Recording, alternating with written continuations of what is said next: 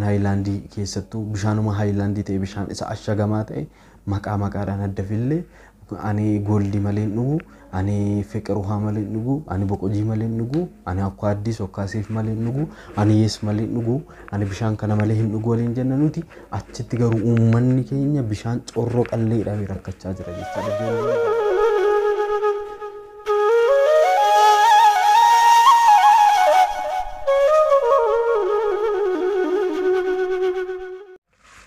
Magabba ilma afura qulqulluu waaqayyo tokkoon ameen. Gara kootti deebi'aa, anis gara keessanittan deebi'a. Macaafa raajicha Zakkaariyaas boqonnaa 1 lakkoofsa 3. Kabajamtoota jaalatamtoota waaqayyoo, ijoolleen haadha keenya qulqulleettii dubroo Maariyaam, hundumti keessan kiristaanonni lafaaf bakka jirtan maratti biyya keessas biyya alaas kan jirtan hundumti keessan nageenya waaqayyo isiniif haa baay'atu. Akkam nagaa jirtu? Ani waaqayyoof haa galatu, nagaa kooti.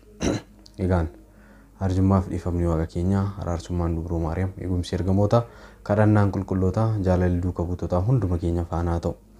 Guyyaa kanaan kan nu gahe waaqayyo guddaan maqaa isaa kan kabajameef kan ulfaateen haa ta'u. Egaan seensa mata duree seensa barnoota kootti yookaan immoo ergaa kootti mata duree godhadhee kanan seenee gara kootti deebi'aa, anis gara keessanitti deebi'aa kan jedhuun ture jecha. Egaan maatiiwwan waaqayyoo mata duree kana fudhannee kan nuti dubbachuudhaaf yaalletti. Egaa hundumti keessaniyyuu mata duree isaa irratti dubbistanii YouTube kana ilaaluuf dhuftaniittu jecha. Egaa yeroo ammaa kanatti keessattuu biyya keenya Itoophiyaa keessatti wanta garagaraa dhagahaa jirra. Kan nuti dhageenyu hunduyyuu gurra keenya kan dhukkubsu, kan nuti agarru hunduu ija keenyaaf gaarii kan hin taane waan garagaraa dhagahaa jirra, argaa jirra, ilaalaa jirra jecha. Egaa kun sababa maaliitiif gara keenyatti dhufe? Isa jedhu xiqqoo ishee waliin ilaalla jecha. Egaan maatiiwwan waaqayyoo hundumti keessaniyyuu egaan biyya keenya Itoophiyaa keessatti waan garagaraatu ta'aa jira. Biyya biraa kan namatti fakkaatutti jechaadha. Waraanni irratti banamaa jira, waraanni garagaraa ni jira, lubbuun qulqulluun hedduun dhumaa jira, waan garagaraatu jira jechaadha. Kanaaf abaarsi kun maalirraa nutti dhufe? Isa jedhudha jechaadha. Egaan maatiiwwan waaqayyoo bara keenya kana keessaa inni kaan hiyyeessa boosisaa, aangoo qabutti fayyadamee hiyyeessa rakkisaa, inni kaan tokko yoo dubbate dhugaan yerootti badee somni yerootti mo'ee waan ta'eef tokko dhugaa yoo dubbate isa dhugaa dubbate sun boolla qotanii awwaalu.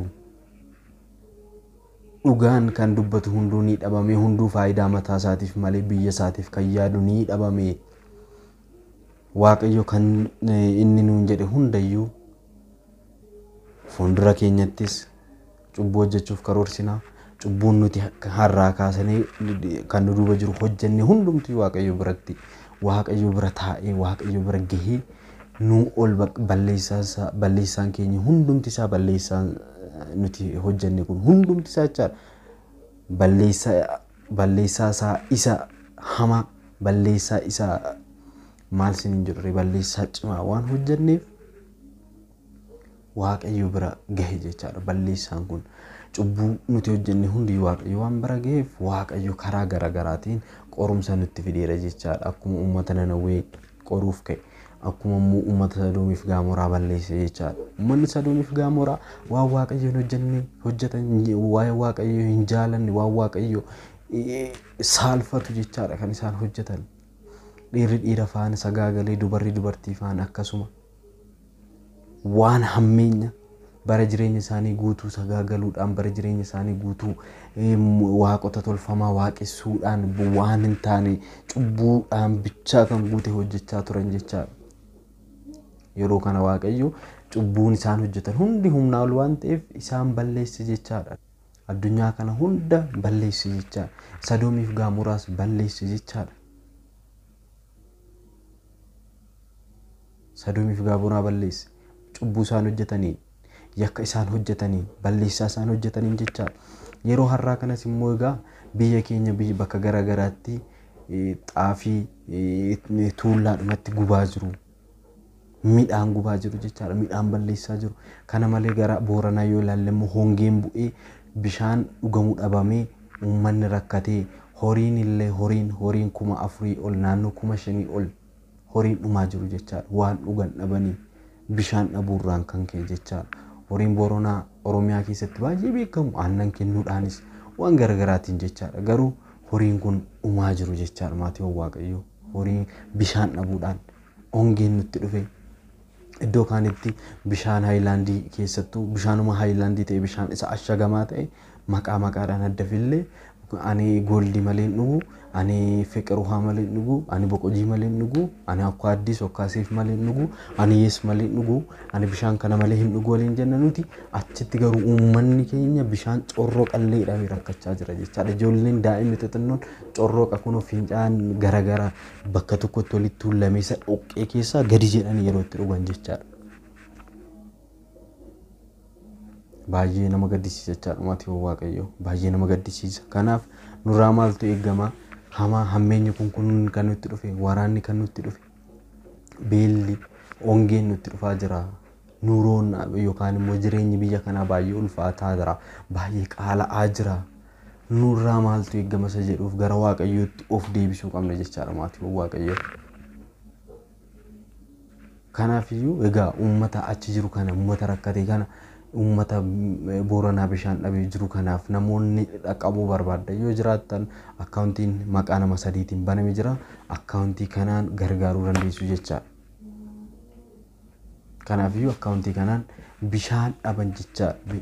Garuu Waaqayyo keenya immoo rakkadhee dheebuu na baastee taa'ee jedhee nu gaafata jechaadha. Nuti garuu bishaan boombaa tuffannee bishaan isa ashagaatiin isa ashigii qabu fa'aa isaanii jechaadha kan nuti isarratti kan nuti qoosu.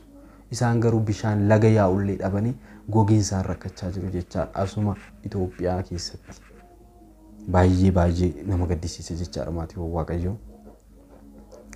Egaan Waaqayyoon gara keenyatti akka deebi'u, ija dhiifama isaatiin akka nu ilaaluuf, ija araara isaatiin akka nu ilaaluuf nuti maal gochuu qabna isa jedhudha jechaadha. Akka Waaqayyo jedhetti deddeebi'uu qabna jechaadha. Hongeen kun ammoo bornuu bira dhufuu danda'a. Namnis immoo waan Waaqayyoon jaalanne miti waan namni illee jibbu hojjechaa jira jechaadha. Waaqayyo dhiisa annumti jibbi midhaan tuullaa jiru gubuu jechaan nama qulqulluu ajjeesu jechaan samoon argitanitti Feesbuukii karaa garaagaraatiin ijoollee lama dhaabiidhumatti yeroo ajjeesan waan garaagaraatu jira jechaadha. Ajjeechaan ni jira, waraanni ni jira. Waraanni kun biyyaaf biyyaan adda wal qoqqoodanii egaa waan baay'eetu jira. Biyyi keenya Itoophiyaan rakkina hedduu keessa jirti. Biyya garaagaraa kan jirtan, biyya alaas biyya keessas kan jirtan adaraa keessan biyya keenyaaf kadhadhaa. Biyya keenya Itoophiyaadhaaf kadhannaa guddaatu ishee barbaachisa jechaadha. Kanaaf egaan Waaqayyo gara keenyatti akka deebi'u gaaffiidhaaf eeyyama isaa nuuf yaa ta'u.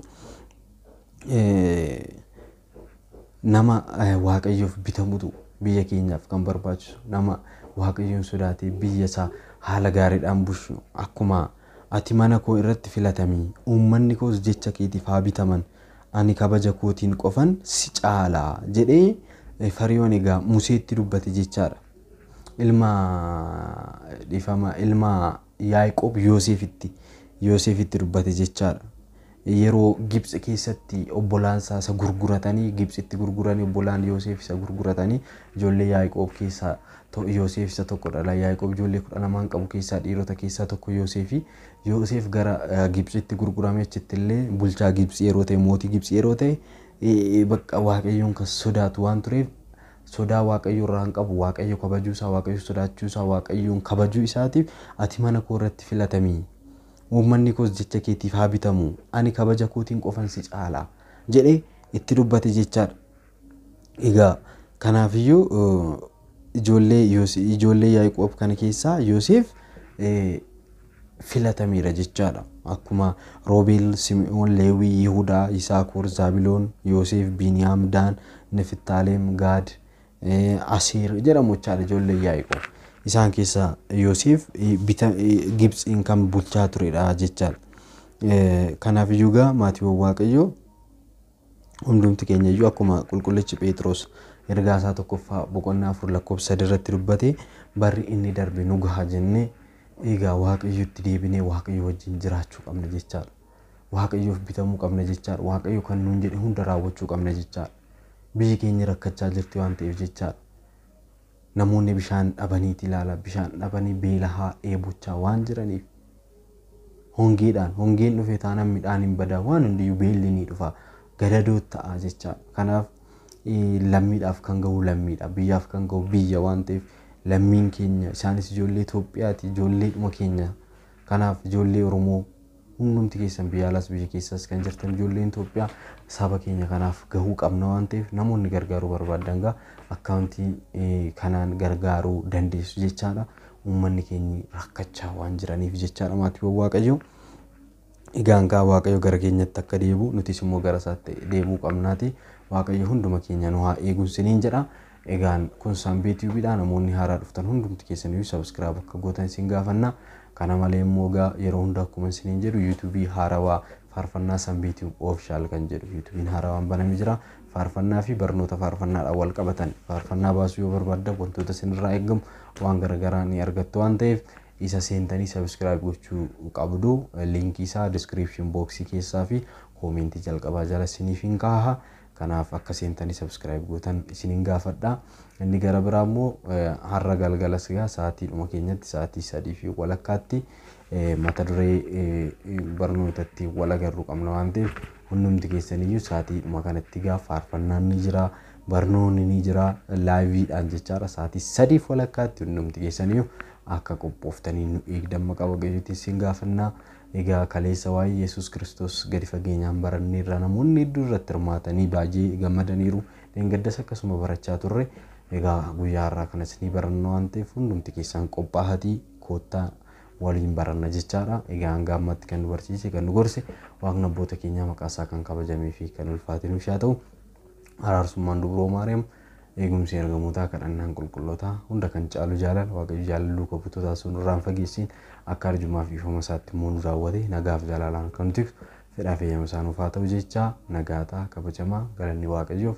Waaqayyo biyya keenya Itoophiyaa nuuf haa eegu akkasumas amantaa keenya uummata keenya hunduma isaanii biyya keessas biyya alaas kan jiran nuuf haa eegu. Dubroo Maariyaam araarsummaa ishee nuuf haa taatu galatoomaa galanni Waaqayyoof.